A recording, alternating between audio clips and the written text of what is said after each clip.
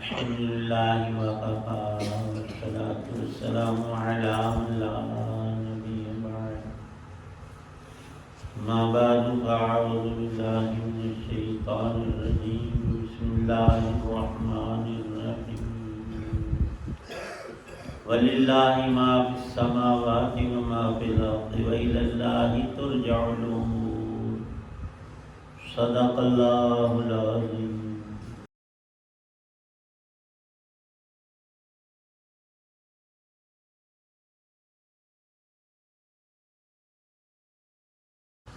آسمانوں اور زمین میں جو کچھ ہے اللہ ہی کا ہے اور اسی کی طرف تمام معاملات لوٹائے جائیں گے.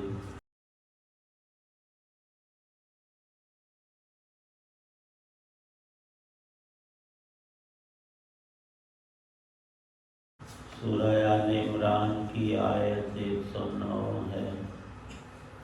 اللہ تعالی شانہ نے انسانوں کے اعمال و افکار کو ذکر فرمایا تھا.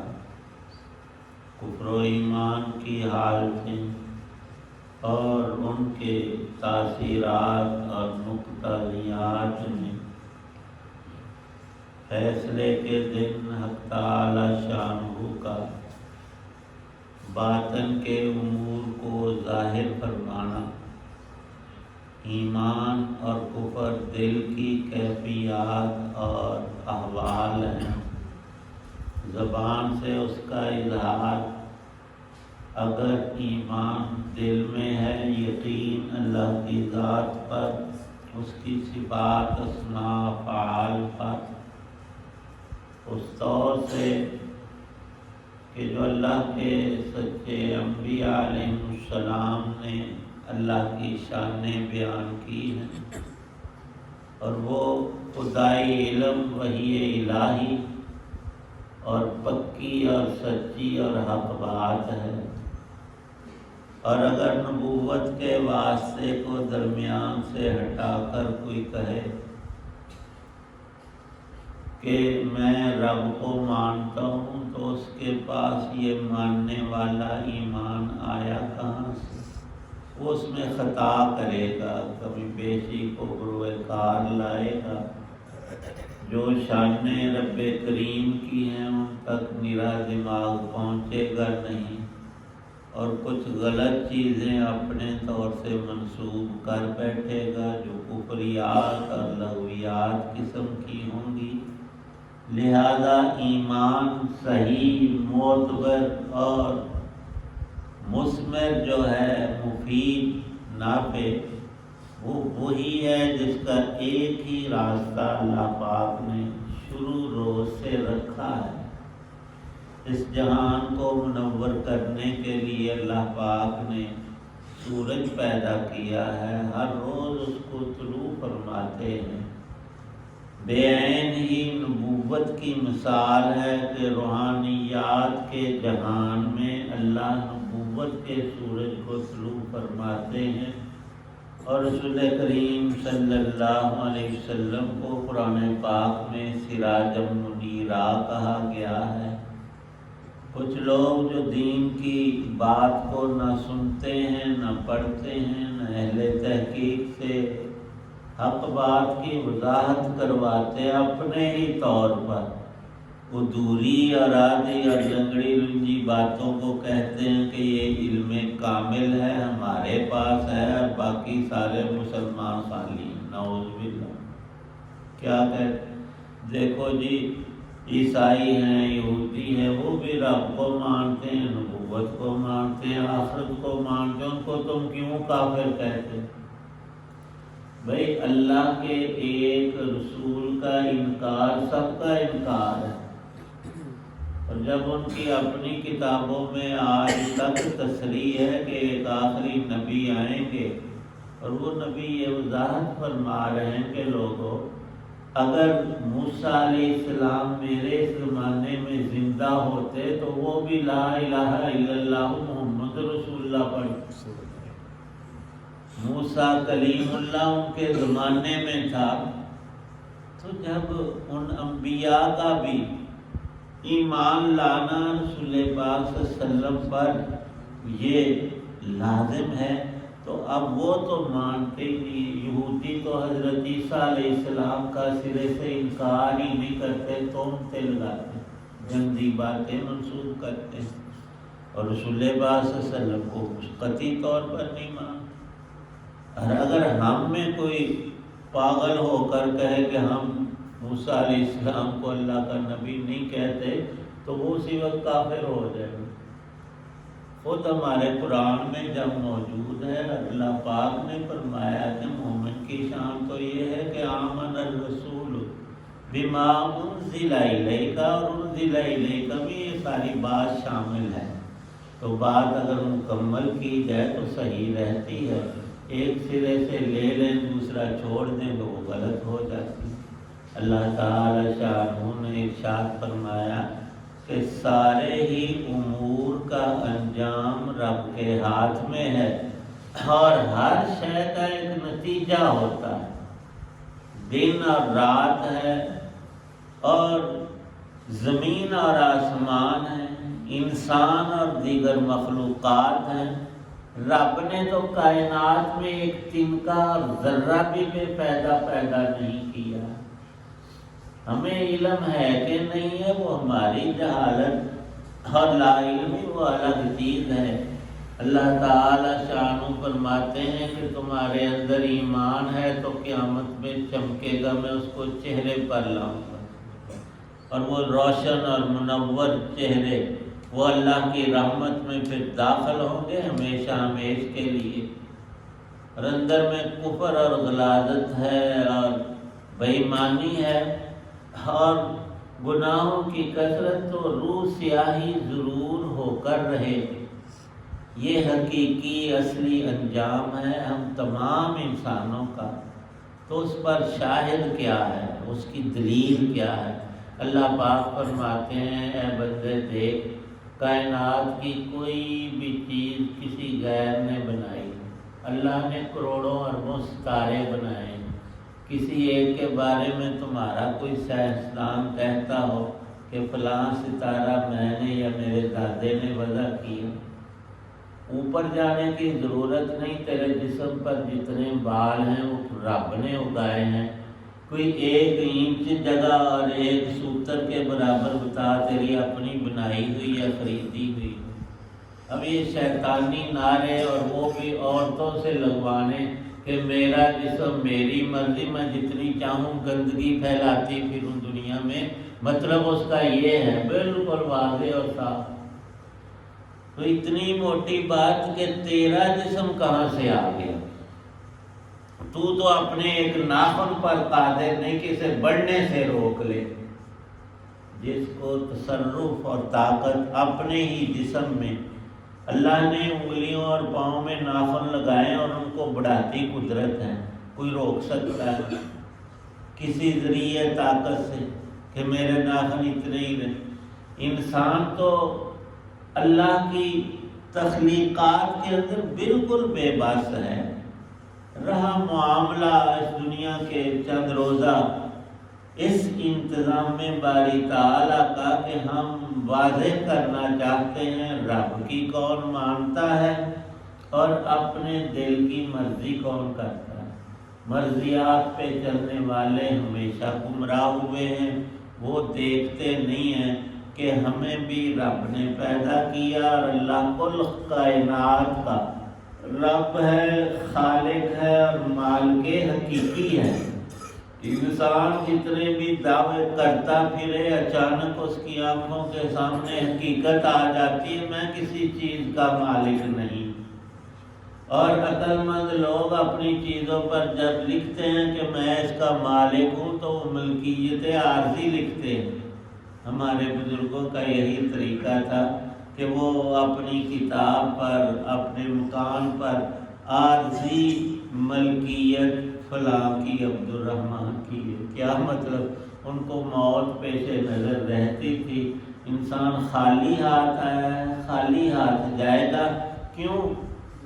اللہ کی ذات حقیقی ہمیشہ سے ہمیشہ تک، اور اللہ پاک اس آیت میں فرما رہے ہیں کہ میں بادشاہ بھی ہوں، ملک بھی ہوں، مالک بھی ہوں، خالق بھی ہوں اے انسانوں تمہارا اور ساری کائنات کا، اور قدرت بھی میری کے تحت سب کچھ چل رہا ہے۔ مشیت رب کی جس کو روکا جا ہی نہیں سکتا، صرف آزمائش کے لیے تھوڑی سی چیزیں ہمیں دی ہیں، اور وہ حضرت علی رضی اللہ تعالی عنہ نے ایک بیوقوف کو سمجھایا۔ وہ کہتا تھا کہ ہمیں رب نے پوری قدرت دی ہے، جو چاہیں کریں جو چاہیں نہ کریں، یا پوری طرح ہم مجبور ہیں، جو رب نے لکھ دیا۔ نماز لکھی ہے تو وہ پڑھیں گے، میرے حق میں ڈاکہ چوری لکھ دی تو وہ میں نے کرنی ہے، میں مجبور ہوں فرمایا کرنے۔ کچھ چیزوں میں، پیدا ہونے میں، مرنے میں، تندرستی، بیماری میں تو جکڑا ہوا ہے، رب کے تکوینی حکم کے تحت ہی تو نے چلنا ہے۔ ہزار جتن کر، اس نے بیماری لکھی ہے تو آ کر رہنی، تندرستی لکھی ہے تو وہ تجھے مل کر رہے، اولاد تیرے لیے لکھی ہے تو تجھے مل جانی ہے، اس نے نہیں لکھی تو جو چاہے تو کرتا، پھر وہ تجھے نہیں ملتی۔ لیکن نماز پڑھنا، اچھا برا کام کرنا، یہ رب نے تیرے اوپر چھوڑ دیا ہے، تیری مرضی پر، اس لیے اس پر عذاب ثواب۔ اور اسے فرمایا یوں تو نہیں سمجھے گا، کھڑا ہو جائے، وہ کھڑا ہوا۔ فرمایا کہ ایک پاؤں اوپر کر لے، وہ ایک پاؤں اوپر کر لیا، ایک ٹانگ پہ کھڑا ہے۔ فرمایا کہ دوسرا پاؤں بھی اوپر کر لے۔ کہتا ہے حضرت یہ تو میں نہیں کر سکتا، گر جاؤں گا دونوں پاؤں۔ فرمایا کہ خشکی پر ہم انہی پاؤں سے چلتے ہیں، ٹھیک چلتے ہیں، رب نے یہ رکھا ہمارے لیے۔ اور پانی میں اور دریا میں تو کہے کہ بغیر کشتی کے یوں ہی میں جو زمین پر چل لیتا ہوں تو پانی پر، وہاں تو ڈوب جائے گا۔ تو اب تعالی شانہ نے ہماری آزمائش کے لیے جتنی چیزوں میں ہمیں یہ طاقت اور قدرت عارضی بخشی ہے، وہ صرف اتنا ہے کہ نیکی اور بدی میں، ایمان لانے اور کفر کرنے میں ہماری مرضی پر رکھا ہے۔ فَمَنْ شَاءَ فَلْيُؤْمِنْ وَمَنْ شَاءَ فَلْيَكْفُرْ، اور اس کا نتیجہ ارشاد فرمایا ہے وَإِلَى اللَّهِ تُرْجَعُ الْأُمُورُ۔ اے بندے تو نے مر کر کہیں ختم نہیں ہو جانا، مٹا نہیں جانا، وہ تو تیرا دماغ ہے۔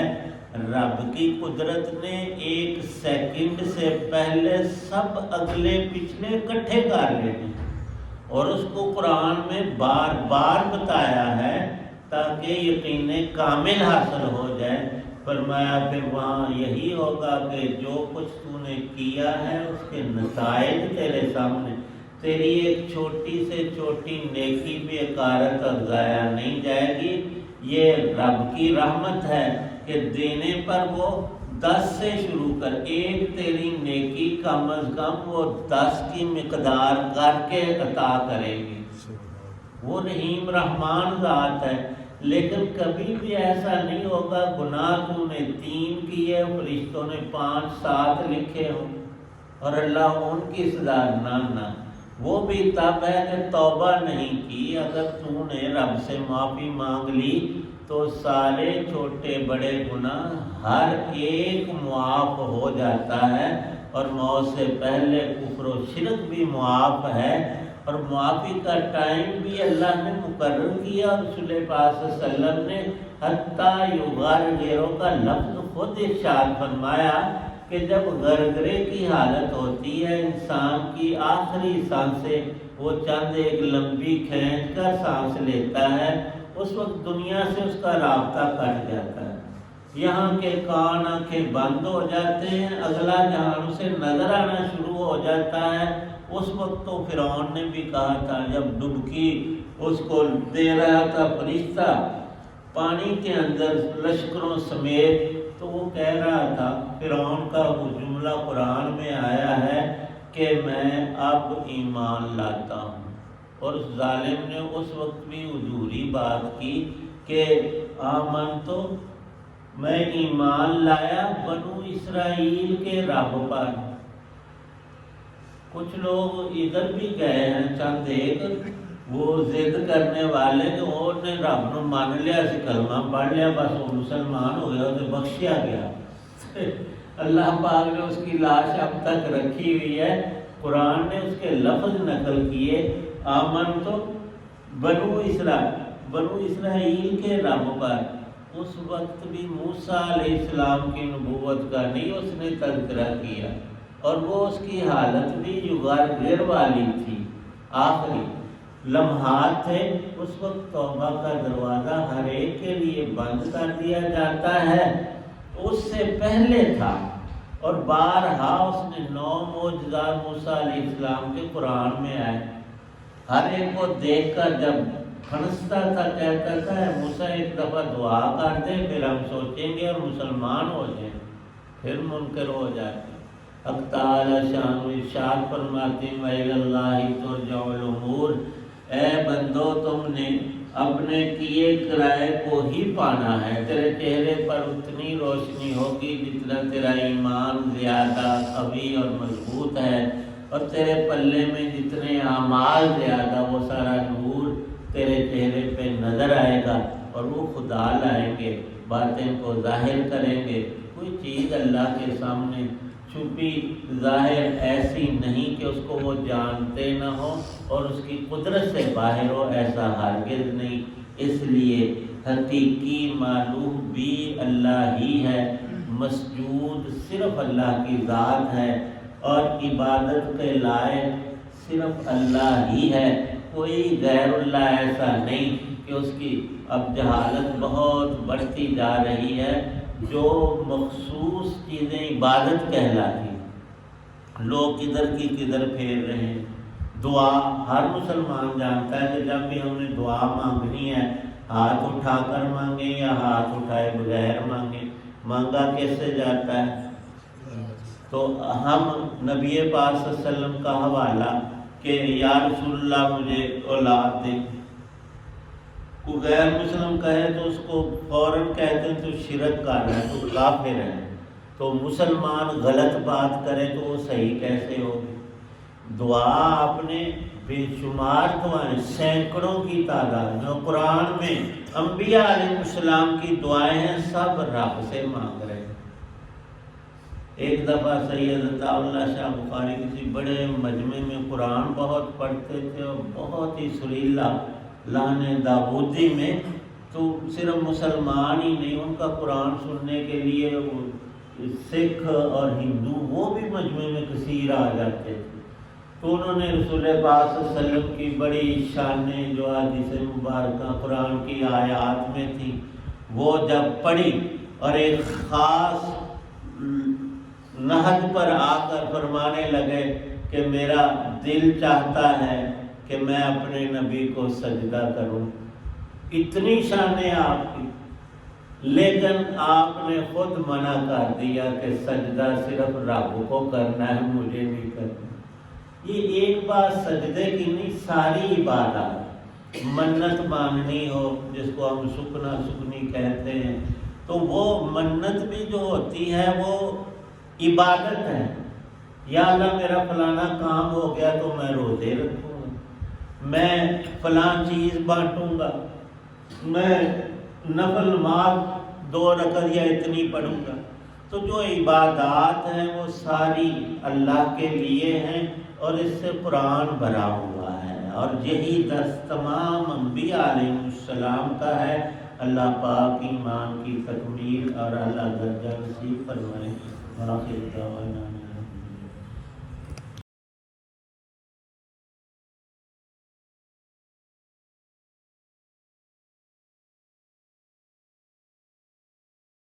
الحمدللہ رب العالمین، والصلاة والسلام علی رسول النبی الکریم۔ ربنا ظلمنا انفسنا وإن لم تغفر لنا وترحمنا لنکونن من الخاسرین۔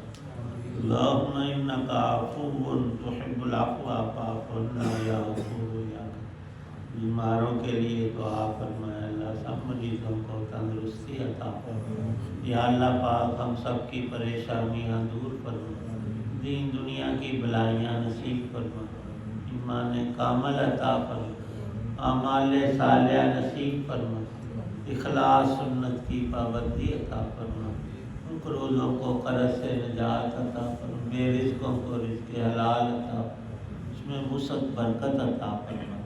صلی اللہ تعالی علی خیر خلقہ محمد وعلی آلہ وصحبہ اجمعین۔